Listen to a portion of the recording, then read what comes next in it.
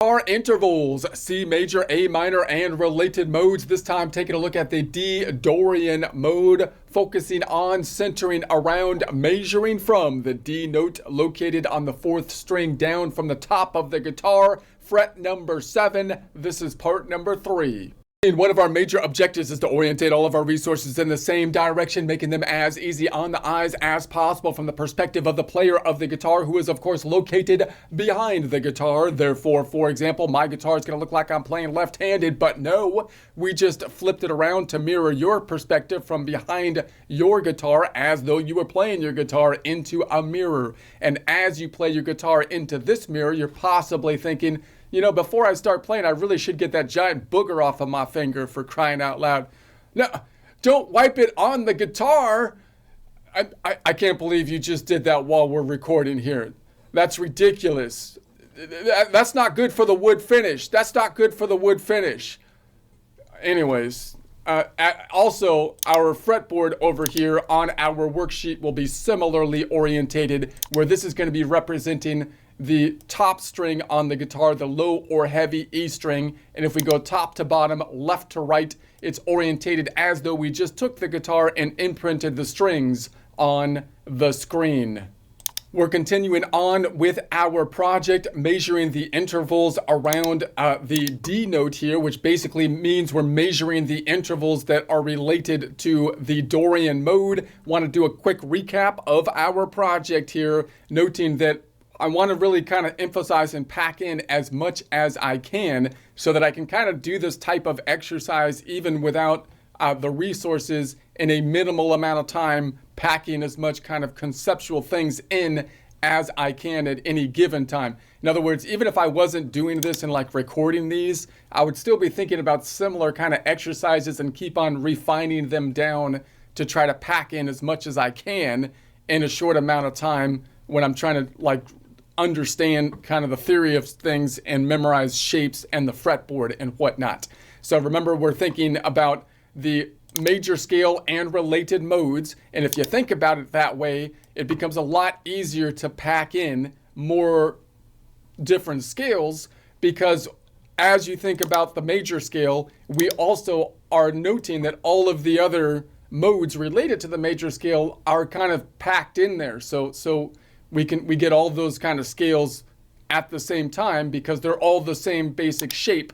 And therefore, when I think about moving from one shape to another shape, we can really think about moving the major scale and all related modes from one shape to another shape, as opposed to thinking about things in terms of, well, this is the shape for a major scale, and then here the shape for the Aeolian is completely different, and the shape for the Phrygian is completely different, and so on and so forth. You can kind of think of it, you know, that way in terms of where you would position on the guitar, but it's going to be a lot easier to pack more information in by saying I'm going to use the major scale as my reference key and think of the major scale pulling along with it in the same shape all of the other related modes, the modes that have the same notes in them.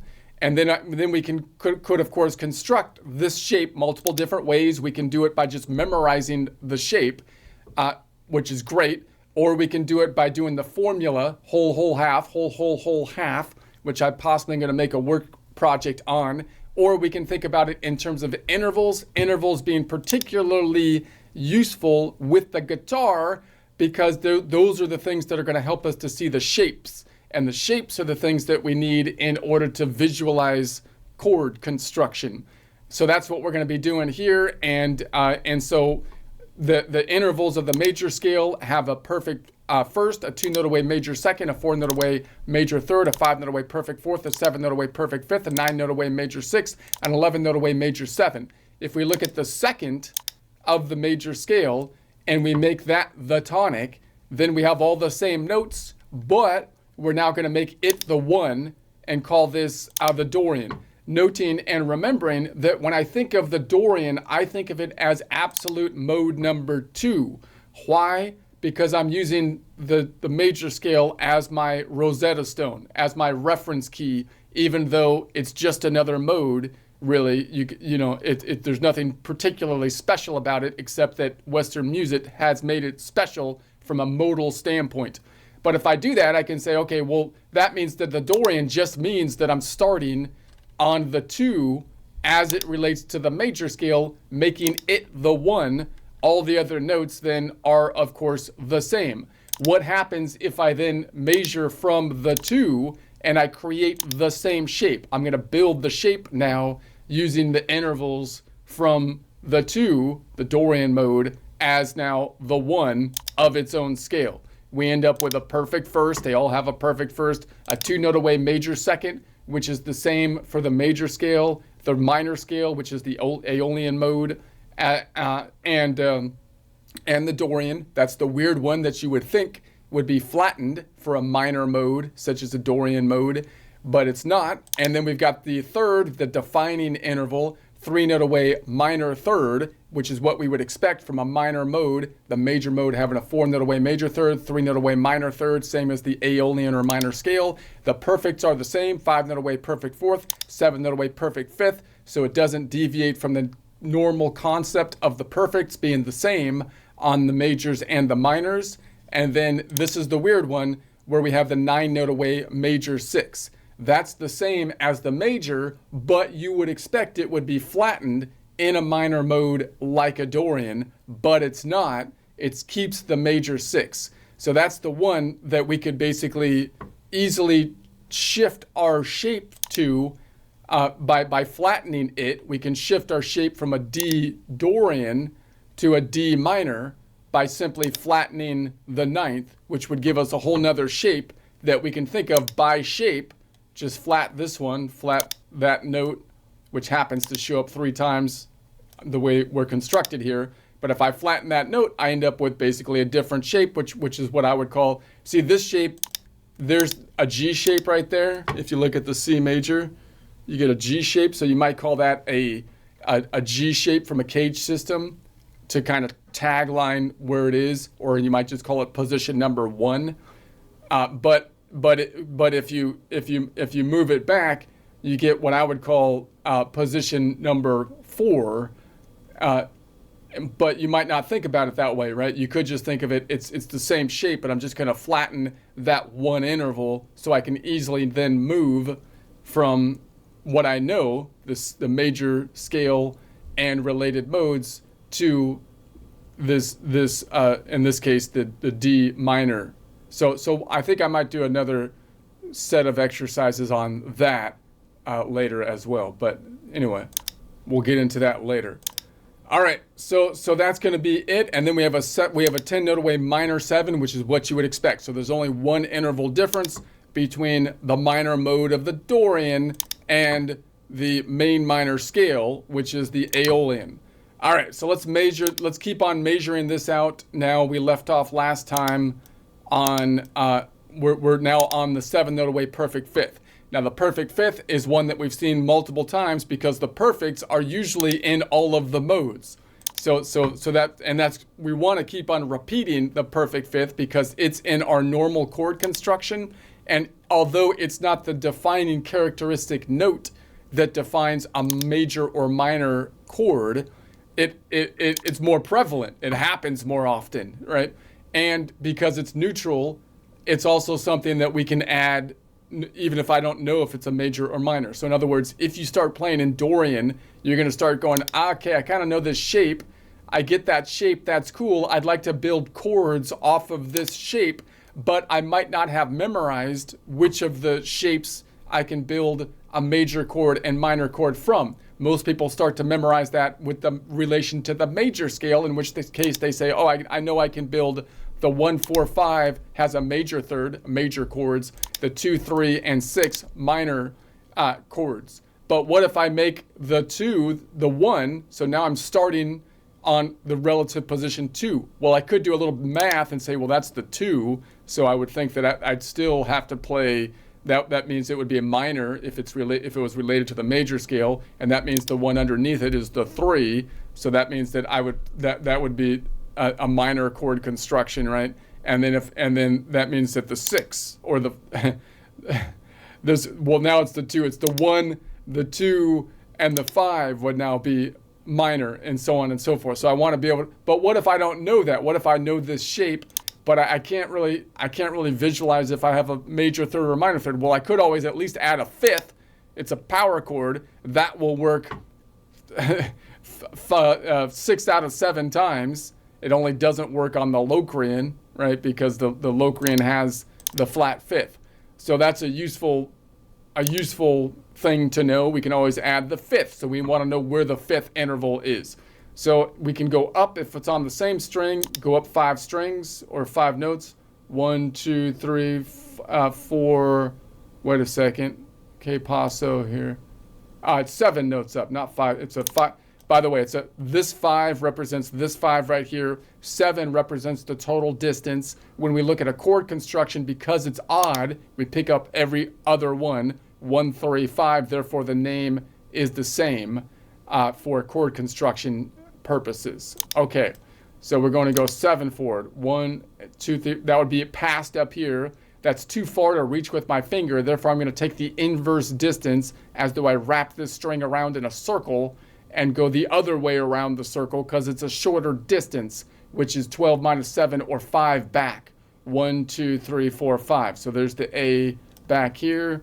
So if I took this D, 1, 2, 3, 4, 5. So if I went from this D to that, from this A to that D, that would be a 5 note away, which would be a perfect 4th, the inverse. But if I go from the D to the A, that's going to be the 7 note away, which would be a perfect 5th. 7 note away, perfect 5th. All right, so let's go above it now. So if I go above this, I have to look for the inverse distance. So I'm looking for a 7 note away perfect 5th. So 12 minus 7 is 5. So we're going to go, there's a 5 note distance between the strings. So I can go straight 1 up, and there it is. So if I go 1 up, it would be there. If I went from top to bottom, that would be a 5 note away perfect 4th. But if I go from bottom to top, from the D to the A, that's going to therefore be a 7 note away perfect 5th. So if I go up 1 string, the 7 note away perfect 5th is on the same fret unless I cross the fault line. This is where the tectonic plate shifted to the right. So if I'm down here somewhere and I go up 1 string, that's when it's gonna be shifted. The root note shifted forward, so it's gonna be this shape. So the rule is if I go up 1 string, the 7 note away perfect 5th is on the same fret unless I cross the fault line, which would only happen on the B string, in which case, if I go up 1 string and cross the fault line, the 7 note away perfect 5th will be 1 fret back. All right, let's go up 2 strings. Going up 2 strings. So this is the shape that we kind of recognize most likely when I look at. Wait, what am I doing here? That's not right. What are you talking about? Let's go over here. Let's do this again. So let's count this out. We're looking for a 7 note away perfect 5th. And so we look for the inverse distance, which was 12 minus 7 or 5. So I'm going to say -5, -10, -9, 8, 7, 6, 5. So we'll do it from here. So we'll say -5, -10, -9, 8, 7, 6, 5. So from here to here, if I went from top to bottom, A to D, that would be then a 5 note away perfect 4th. Bottom to top, from D to A, would be a 7 note away perfect 5th. All right, so that means that if I go up 2 strings, the 7 note away perfect 5th is 1, 2, 3, 4, 5 frets forward unless I cross the fault line, which would happen on either the B or the E string. So if I was like here, for example, crossing the fault line, it would be a little bit more obtainable because this whole tectonic plate shifted to the right, making it a little bit closer. So the rule is if I go up 2 strings, the 7 note away perfect 5th is 1, 2, 3, 4, 5 frets forward unless I cross the fault line, which would happen on the bottom 2 strings, the B and the E string, in which case, if I go up 2 strings and cross the fault line, the 7 note away perfect 5th is 1, 2, 3, 4 frets forward. All right, so let's go. I'm going to try to go a little bit faster because 1, my voice is going here, and 2, because we have 3 of the, I want to get through all 3 of these, hopefully, if I can. So let's go to the next one up. So we're going to go up here. So we're looking for a 7 note away perfect fifth. And so we take the inverse, which is 12 minus 7, which is 5. So distance of 5. So negative 5, negative 10, negative 15, negative 15, 15 minus 12, because there's only 12 notes in the musical alphabet, is negative 3. And then 3, negative 4, negative 5. So let's count that this way. Negative 5, negative 10, negative 15, 15 minus 12, negative 12 minus, no, 15. 15 minus 12 is 3, negative 3, negative 4, negative 5. So if I went from top to bottom, this A to the D, that would be a 5 note away perfect fourth, going from the D to the A, therefore is a 7 note away perfect fifth. So if I go up 3 strings, the 7 note away perfect fifth is 2 frets back unless I cross the fault line, which would happen on the bottom 2 strings, such as this D, for example, and then it would be back here. So now this tectonic plate shifted to the right, which moves the root note that we're thinking of as the root to the right, making it a longer distance because we're leaning backwards. So the rule is the 7 note, if I go up 3 strings, the 7 note away perfect fifth is 2 frets back unless I cross the fault line, which happens on the B and the E string, in which case if I go up 3 strings and cross the fault line, the 7 note away perfect fifth is then 3 frets back. All right, let's do another one. Let's go below it now. So now we're going to say, what if I go underneath it? So it's going to be pushed out here. So this is the shape that would be most familiar, but it got distorted because this happens to be the only string, the G string, on which we go down 1 string and cross the fault line. We cross the tectonic plate. So it got shifted to the right a bit. So that means that if I go, so if I count this out, I have to count it not this way 5, and I'm not looking now for the inverse distance, but just the 7 note away perfect fifth. So I'm just looking for the 7 now as the distance because I'm going underneath as opposed to up top, in which case I have to look for a distance of 5 instead of 7 because it's the inverse distance. So I can't go right here for 5. I have to shift up here to get a distance of 5 because of the fault line. So it's going to be 5, 6, 7. So if I count it out this way, it's going to be 5, 6, 7. So that means if I go down 1 string and cross the fault line, the 7 note away perfect fifth will be 3 frets forward. But I would only cross the fault line on the G string. So if I wasn't on the fault line, if I was down here, even on this continent, then I wouldn't cross the fault line. I wouldn't cross the fault line if I was anywhere up on the top continent. So that means the general rule is if I go down 1 string, the 7 note away perfect fifth is 2 frets forward, which is our power chord shape. So that's the one that should be most familiar typically. So you can look at, just to point this out, because I just want to reiterate the usefulness of this. I can, if I don't know how to build a chord, right? Maybe because I don't know all the notes if I can build a major or minor. That means you can almost always add this shape to it, right? Or any of these shapes that we're looking at because they're all the same interval.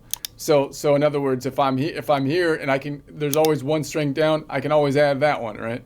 If I'm on this one, this is the only one you can't do it. Let's go all the way across, right? So if I was here, I could always add that one. There's that shape. If I was here, I can always add that one. There's the shape. If I was here, I can always add that one. If I was here, I can always add that one. It's only on this note I can't do it because that's the crazy Locrian, right, with a flat fifth. So that means that you can add that shape. That's why it works so well, right? You can add it all. If I was down here, of course, I can add it here. There's the funny B in this case. I can't add it on that one because that's like the Locrian one. Every other one I can add it on each string, right? If I was here, if I was on this one, I can add it here, right? That shape works all the way across. And we saw that the inverse distance is right above it, right? So it's right there. So this shape always works. If I'm measuring from this G, I always have the note right above it. Almost all the time, there's going to be the note right above it, which will be the 7 note away perfect fifth, unless you're crossing the fault line, and you get thrown off by the B in this case, or the Locrian interval, right? So So it's a useful tool is what I'm trying to point out there. Okay, so let's move on. Move on. We get it, man. Move on, dude. All right, I'm moving on. Moving on up. I don't know what I'm talking about. I'm moving on. Moving up isn't always good. What if you're going up into a volcano or something? I don't know. So I'm happy just to be content. You know, I don't even need to be moving really. I can be sitting still and I'm still fairly happy as long as I'm fit, as long as I'm anyway, this is going to be 5 this way, 10, 9, 8, 7. All right, so we're going to be here, and then this is going to be 5, 10, 9, 8, 7. All right, so it's going to be boom. And so that means that if I go down 2 strings and cross the fault line, the 7-note away perfect fifth is going to be 2 frets back. Notice this is that shape right there is the that's the 3rd. So we have that nice little shape right there, which is of course just the bottom bit of the A minor bar shape here, do. But if I didn't cross the fault line, I wouldn't cross the fault line on these 2 up top. So if I was up there, for example, if I was like here, then if I go down 2 strings, I'm going to be down here, which is like the G minor shapes, because here's the G minor, you know, cage system shape, right? So there's the 3rd here. So that's actually a useful shape to be able to see because it's nice and easy from just a visual standpoint, because you got the 1, 3, 5 like in order, as opposed to like it being inverted or something. So in any case, the general rule is if I go down 2 strings, the 7-note away perfect fifth is usually going to be 3 frets back, unless I cross the fault line, which would happen on the D or the G string, in which case if I go down 2 strings and cross the fault line, the 7-note away perfect fifth will only be 2 frets back because this tectonic plate shifted to the right. All right. Man, my voice is, I'm getting worried. I'm getting worried about it. Don't go, voice. Don't go, voice. I need you. You're all I got, man. Okay, let's try a joke before the next one. A semi-joke rant here. Rant/joke. You know, I'm sure I'm not the only one that has noticed this, but I'm just pointing out the fact that I can't be the only one that finds it annoying that when you buy like a 3 Musketeers candy bar, you've got the 3 Musketeers candy bar, you only get 1 candy bar, you know? But the candy bar is called 3 Musketeers. Because, I mean, if you call it 3 Musketeers, you would assume you'd be buying the 3 Musketeers candy bar to be feeding like 3 amigos or something, right? I mean, if you're hanging with 3 amigos, you'd want to get a 3 Musketeers. Isn't that, I mean, that would be the marketing image behind someone calling something a 3 Musketeers candy. But no, because there's only 1 candy bar in the 3 Musketeers. So to feed 3 amigos, you have to buy 3 Musketeers. You see the problem here? Because if you do the math on that, that would be like you should have 9 Musketeers in that case. But no, you only have 3 candy bars. So I mean, I don't get it. So it seems like they're saying that they're trying to say maybe that each Musketeer is packaged separately so that you have to buy them individually. But if that's the case, then you can't call it a 3 Musketeers. You'd have to name the candy bar by each of the Musketeers if you're going to package them individually, like Athos, Porthos, and Aramis. Aramis? I know I can't. I wouldn't. Maybe it might not be good for marketing because I can't even pronounce the names. Maybe that's the point. But I'm just saying it's a misconception to call it. I mean, I can't believe no one has sued the company for this at this point. I mean, it's ridiculous. I say it's possibly because people just think like, well, it's not worth my time because it's just me that's been injured by this, But if you put all the injuries together, then it's causing a lot of pain, man. It's causing a lot of pain out there. I say we put together a class action lawsuit to address the pain caused by the amigos across the world that tried to buy a candy bar to feed 3 people because of the marketing on the bar, and then it doesn't. I feel like they could have just made the design a little better, right? It's not that hard. They could have made it more like a Kit Kat bar. That would at least it'd be like the same size, but you make it like a Kit Kat bar with like 3 things to it. Wouldn't that make sense? Like, how would you not design the product to line up to the marketing a little better here so that you don't get sued? That's what I feel like they should have done. Anyways, moving on to the next one. We're on the 6th now. So this is the crazy one for the Dorian, because you would think it would be an 8 note away flattened minor 6. But no, they're keeping the 9 note away major 6. So this is the interval that is different from the normal minor mode, the main minor mode, and an Aeolian minor mode, which does have what you would expect, an 8 note away minor 6. So this 6 represents the 6th position in the scale. This 9 represents the distance in terms of half steps or notes, noting that we're on an even number, and when we do chord constructions, we don't let even numbers into the club. They have to change their name if they want to be in the chord club. So it goes 1, 3, 5, and then 7. That's the last note. But then we go to the 2. It's really a 2, but we call it a 9. And then you've got the 4, but we renamed them to an 11. And then you've got the 6, but we're going to call it good old lucky number 13. So we're going to be on the 9 note away major 6, which could also be called a 9 note away major 13 from a chord construction standpoint. Why? Just to confuse you, okay? Just to confuse you. Anyway, let's move on.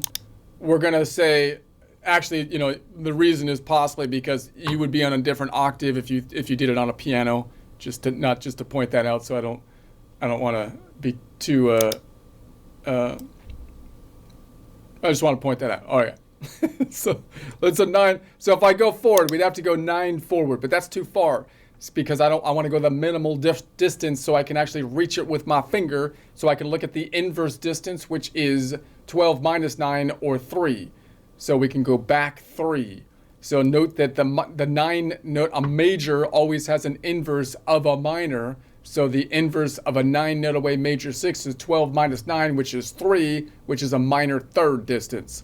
So if I was right here, if I was on this B, if I measured from the B to the D, 3 note away minor third, inverse therefore is a 9 note away, D to B, 9 note away major 6. Not thinking about octaves, just thinking about the tones.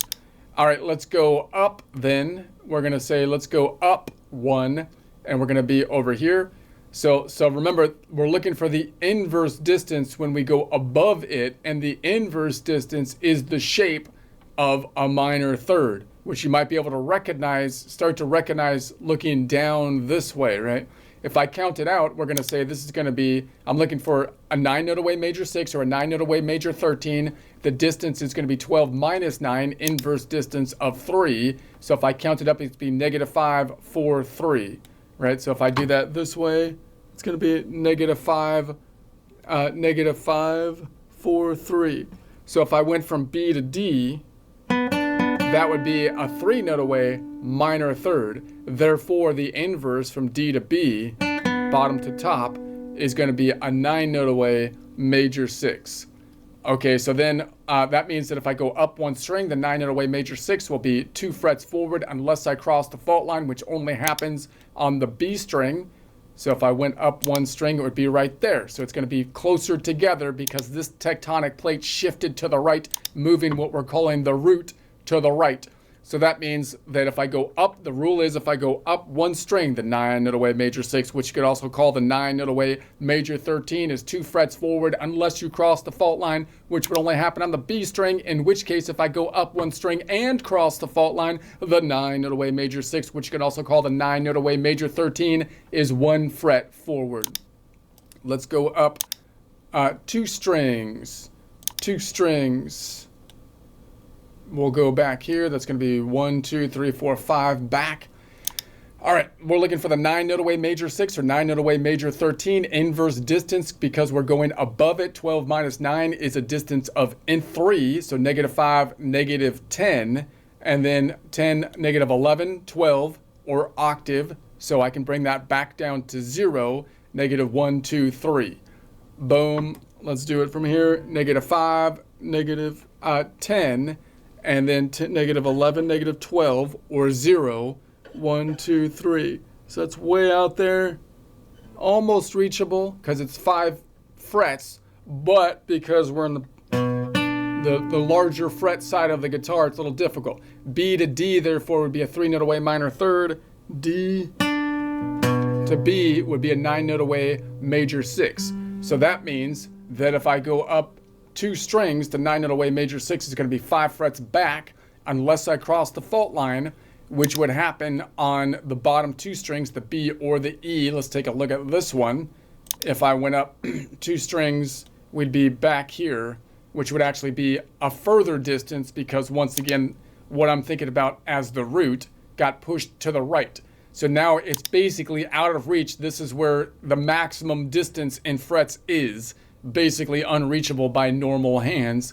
So the general idea would be, if I go up 2 strings, the 9 note away major 6, which could also be called the 9 note away major 13, is going to be 5 frets back unless I cross the fault line, which happens on the bottom 2 strings, the B and the E string, in which case, if I go up 2 strings and cross the fault line, the 9 note away major 6, which could also be called the 9 note away major 13, is going to be 6 frets back, which means it's right in the middle and also 6 frets forward.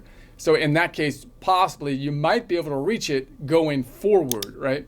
Because the frets are smaller on this part of the guitar. So even though you're going 6 frets up. Okay, so let's go to the next one. Where was I? I was here. Let's go to this one. So we're going to go up 3 strings. So if I go up 3 strings, looking for the 9 note away major 6, which could also be called the 9 note away major 13, we have to look for the inverse distance, which is 12 minus 9, or 3. We've got -5, -10, -15. 15 minus 12, because there's only 12 notes in the musical alphabet, is 3. So there it is right there. So I'm going to count it up this way. 5, 10, 15. 15 minus 12 is 3. Top to bottom, B to D, therefore would be a 3 note away minor third. Bottom to top, therefore would be a 9 note away major 6. So if I go up 3 strings, the 9 note away major 6, which could also be called the 9 note away major 13, is on the same fret unless I cross the fault line, which would happen on the bottom 2 strings, the E, the B, and the bottom E string, in which case, if I was like right here, for example, we'd be going up to there. So if I go up 3 strings, the 9 note away major 6 or 9 note away major 13 is on the same fret unless I cross the fault line, which happens on the B or the E string, in which case, if I go up 3 strings and cross the fault line, the 9 note away major 6 or 9 note away major 13 is 1 fret back, baby. Back, baby. Okay, so then we're going to go down 1 and let's go up to here.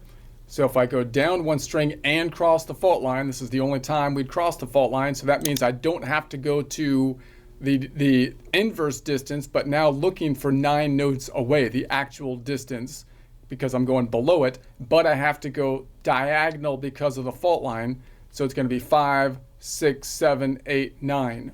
Counting it out here. So 5, 6, 7, 8, 9. Going to that B, baby. I gotta stop saying baby. I'm gonna stop that. People are gonna get mad at me because it's too repetitive, number one, and it's patriarchal. I don't know why. I'm not trying. I don't know, but it sounds good because it's the B's in there. You know, I feel like. But anyways, if I go down 1 string and cross the fault line, the 9 note away major 6, which could also be called the 9 note away major 13, is 1, 2, 3, 4, 5 frets forward. But this is the only time I'd cross the fault line. If I didn't cross the fault line, it would be easier reach because this bottom bit got shifted forward. the destination note got shifted forward. Because if I was up here, or if I was like here, for example, or let's do it here, you know, like for example, then the distance wouldn't be as far.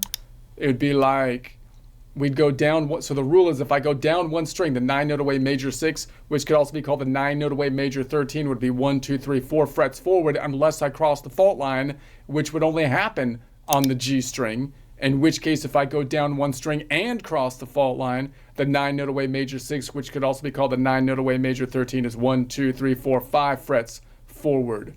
Forward, forward, forward, forward. Effer.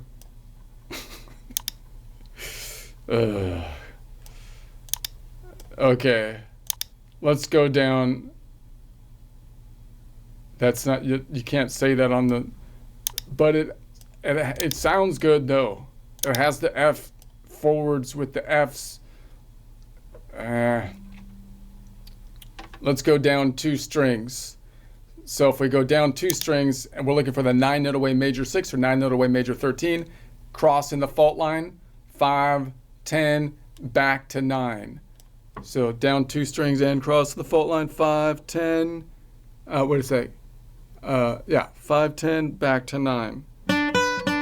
9-note away major 6, 9-note away major 13.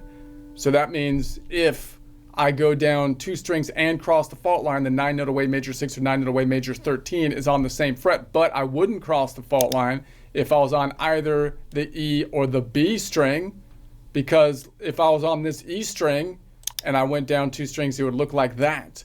So the rule is if I go down 2 strings, the 9-note away major 6 or 9-note away major 13 is 1 fret back, baby, unless you cross the fault line, in which case, if you go down 2 strings and cross the fault line, the 9-note away major 6, which could also be called the 9-note away major 13, is on the same fret. Same fret. All right. Let's try one more joke before going to the last one. Not really a joke, more of a rant again. More of a rant. You know, I'm tired of watching like multi-millionaires trying to blame everything on rich people by calling them billionaires, because it seems a little bit hypocritical when you got super rich people blaming they have the cap being held on them by the super rich people. They say just can't get by, man. It's not fair. Life ain't fair. You know what I mean? And then they try to get like sympathy when they're like multi-millionaire, as if like I've been seeing like rich comedians, for example, blaming billionaires. You got to go out and attack the super rich people, but we're being led. The charge is being led by the almost super rich people. It doesn't seem very genuine, you know. You got like rich Hollywood people doing that all the time. Of course, you got super rich people in Hollywood, not only rich but also, you know, they got the fame going and they're currently earning millions of dollars, basically saying, you know, that they're being held down by the billionaires. Or I don't really. Recently, we're seeing news anchors, for example. These news anchors make a ton of money, for crying out loud, and now they've been lying for. So you get a news anchor gets fired, and then they kind of act like as though they need charity or something. It's like, dude, you're multi.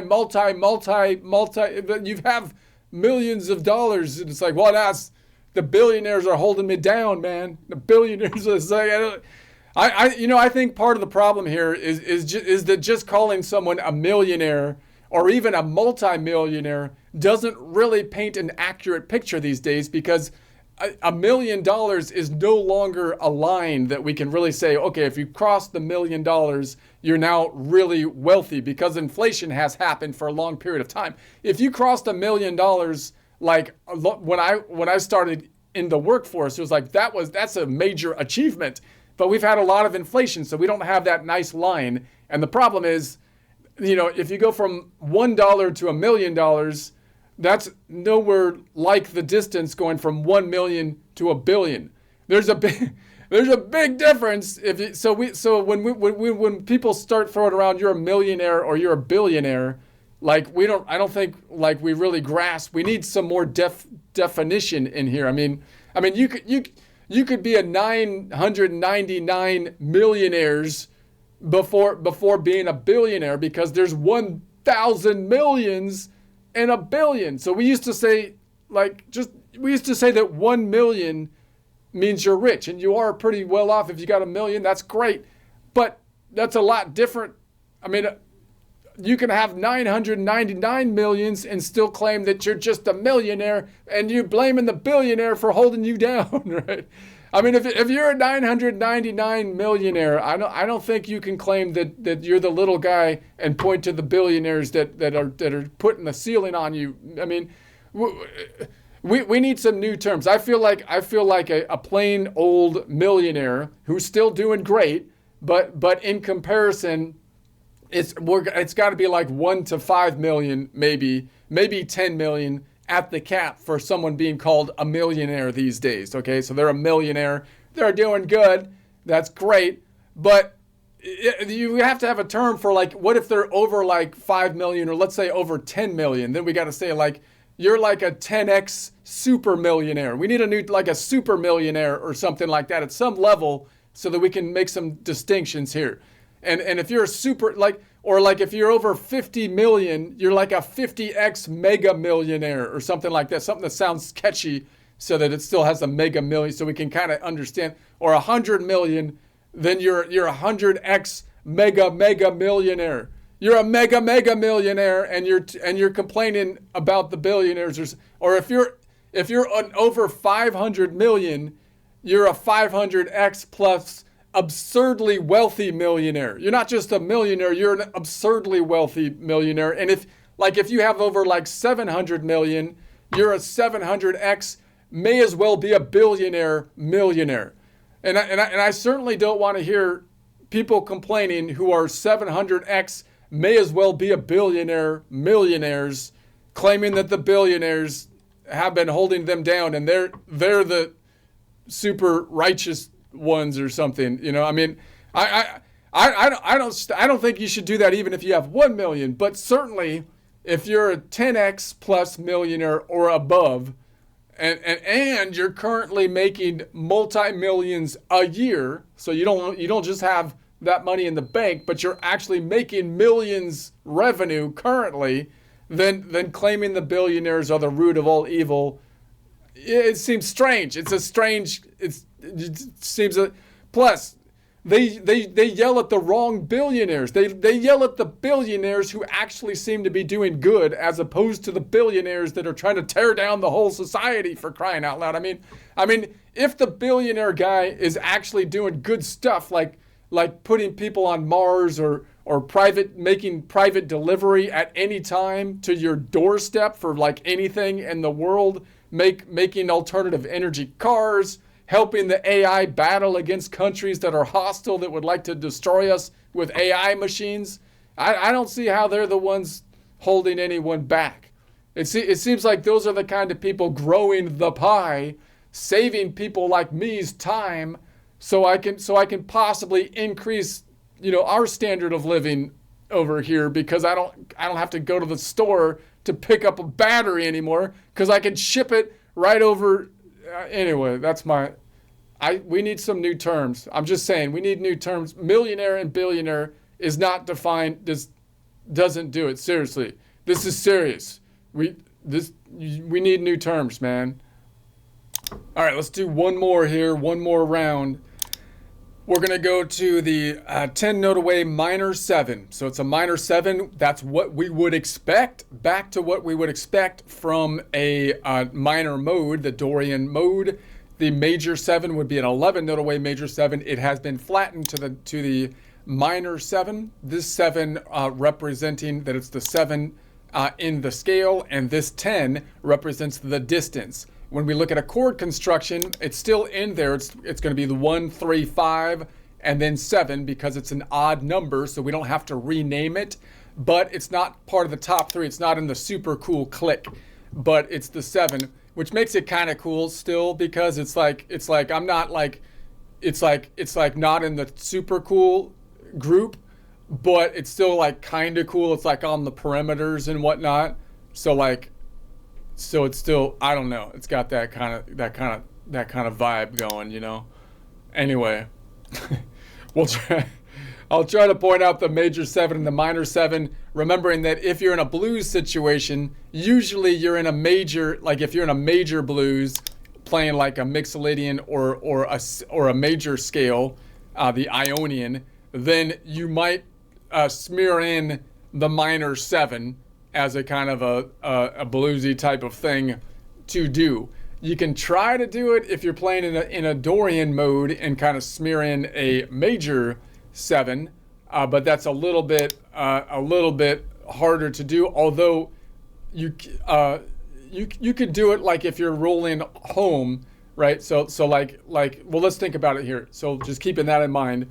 So if we're looking for a 10 note away major 7, I'm not going to go forward because it's 10 notes away. I'm going to wrap the string in a circle and then count backwards, going the shorter distance around the circle. So 12 minus 10 is 2. So instead of going up 10, I go back to here, right? So if that's my root, I go back 2. So if I went from the 2, from that C to the D, that would be a 2 note away, which would be a major second. But therefore, if I go from the D to the C, that's going to be a 10 note away minor 7. Now notice what you can do whenever you look at this note, that means that the minor 7 is going to be right next to it. Now remember that the major 7 in the major scales has that leading tone, which means it has the note. See, right, if it was on the major here, the C major has the B that leads into it, that gives it that leading feel. Whenever whatever note that you're trying to make the root, such in this case the Dorian, even though it doesn't have that leading tone, you can always kind of throw it in there. So like if I'm playing in Dorian, you can kind of like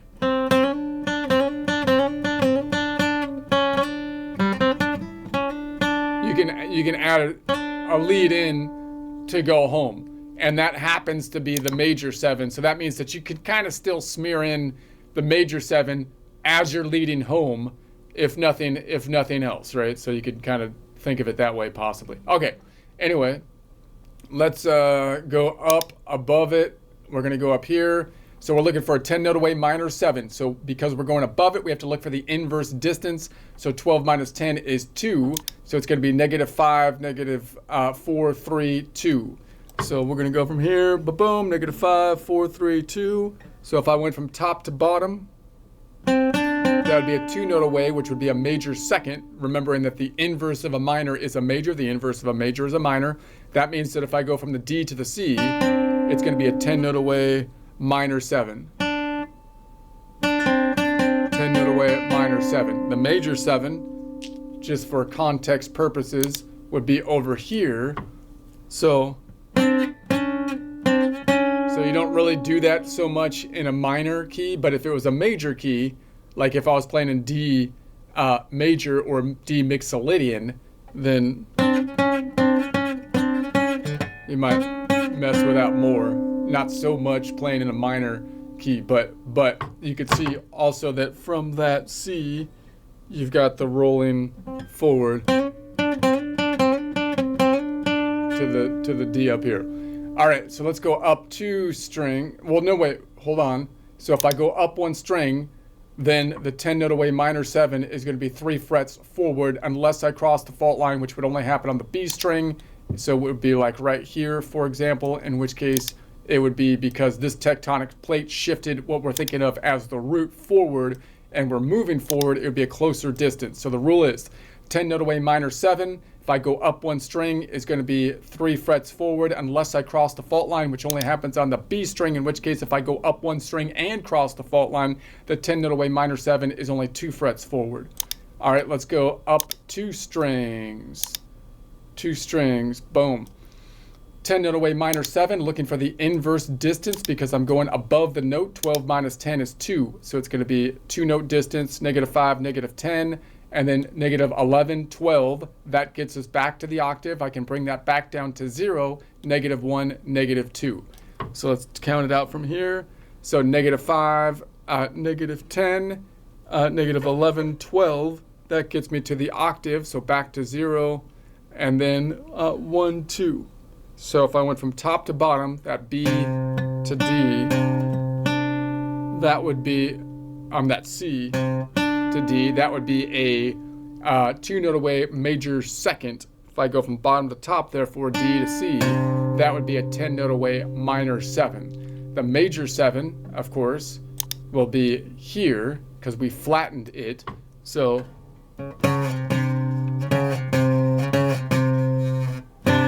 I can try to play, and I could lead up to the another root, which of course is that D right here. So it could be like, I could kind of lead that.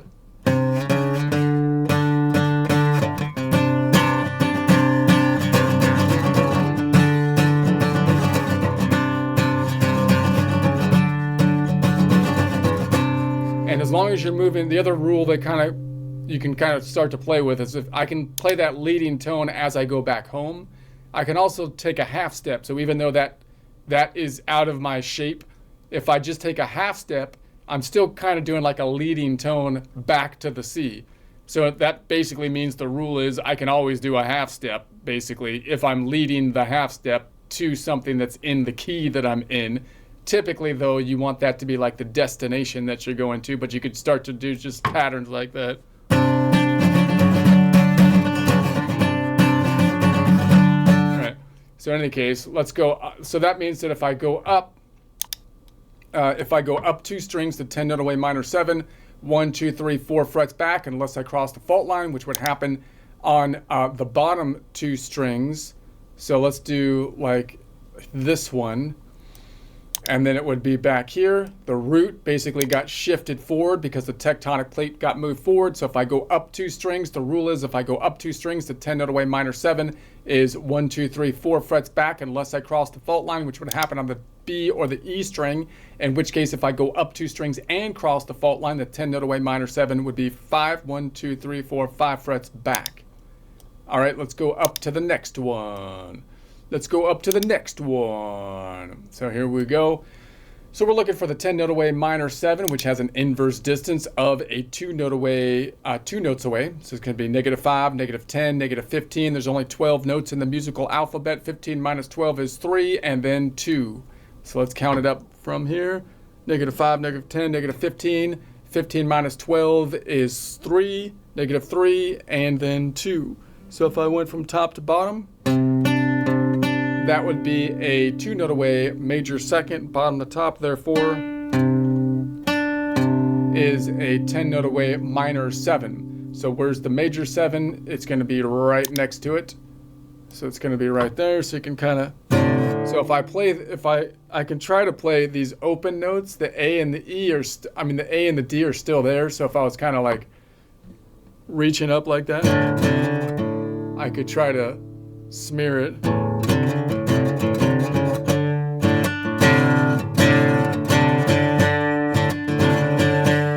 It's kind of, or I can try to mute those strings somehow, possibly muting.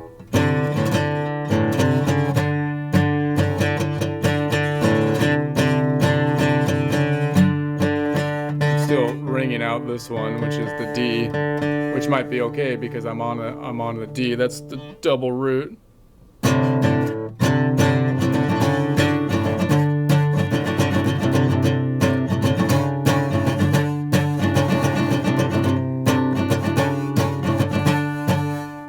Anyway, let's go down underneath.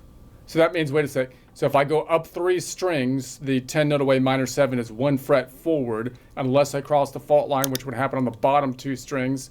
So if I was like here, for example, and if I went up, it would be there. So if I go up 3 strings, the 10 note away minor 7 is 1 fret forward, unless I cross the fault line, which would happen on the B or the E string, in which case if I go up 3 strings and cross the fault line, the 10 note away minor 7 would be on the same fret, baby. Don't fret, baby. Okay. Because that works if it's on the same fret, because the 2 notes are on the same fret, because I was going back, baby. But if it's on the same fret, then the 2 notes are on the same fret, so you could say it's on the same fret, baby. And then if it's forward, then we could say it's forward, effer. Forward, anyway. What are you even talking about? I don't know. I'm getting delirious. This is too long. How long has this been? It's like an hour. I need a nap. I'm gonna go down one. Let's go down one. 1, 2, 3, 4, 5. 1, 2, 3, 4, 5, 6. So this is the full distance as far as it can go. Equilateral triangle, because we're going down one and crossing the fault line, which pushes it almost basically out of reach, although on the top of the guitar you might be able to reach it. So we're crossing the fault line. So now I'm looking for a 10 note away distance instead of a 2 note away distance. Got to go diagonal because of that tectonic plate shift. 5, 6, 7, 8, 9, 10. So it would be 5, 6, 7, 8, 9, 10. Ugh, but I can almost reach it even though. All right, and it would be equal distance this way. So that means if I go down one string and cross the fault line, the 10 note away minor 7 will be 6 frets forward and 6 frets back. But usually I wouldn't cross the fault line. That's the only time I would. Like, because if I was here, it would only be 5 frets forward, and that's actually doable, although quite a reach still. So that's like here, like if I was going from here to, let's do it with this one, here to here. So whether I'm on this continent up top or on this continent down below, I'd be okay. It's only on the G string that I would cross the fault line if I'm only going down one string. So if I go down one string, the rule would be the 10 note away minor 7 is 1, 2, 3, 4, 5 frets forward unless I cross the fault line. But that only happens on the G string, in which case if I go down one string and cross the fault line, the 10 note away minor 7 is going to be 6 frets forward, which also means it's 6 frets back, which means you're more likely to want to reach forward because you might be able to actually reach it going forward because the frets are smaller going forward. All right, let's do one more, and then we're done, dude, because this is ridiculous. This is too long. Let's go down and say we're on this one. So now we're looking for the 10 note away minor 7, 2 strings down and crossing the fault line, 5 diagonal distance and 10. So if I'm here, so 5 diagonal distance, 10. By the way, the major is going to be here. But anyways, so that means if I go down 2 strings and cross the fault line, the 10 note away minor 7 is 1 fret forward. What if I didn't cross the fault line? I wouldn't cross the fault line going down 2 strings if I started on either the E or the A string. So like, for example, if I was on this D and I went down 2 strings, I'd be on the same fret. So the rule would be then, if I go down 2 strings, the 10 note away minor 7 will be on the same fret, baby. But if I cross the fault line, which would happen on either the D or the G string, so if I start there and I go down 2 strings, the 10 note away major 7 will be 1 fret forward, or forward. F fudger. Okay, so that's it. So we have completed the Dorian. We'll move on to the Phrygian next time. And that'll also, by the way, go below the fault line next time as our root. We haven't done that much. Haven't done it at all. That would be great.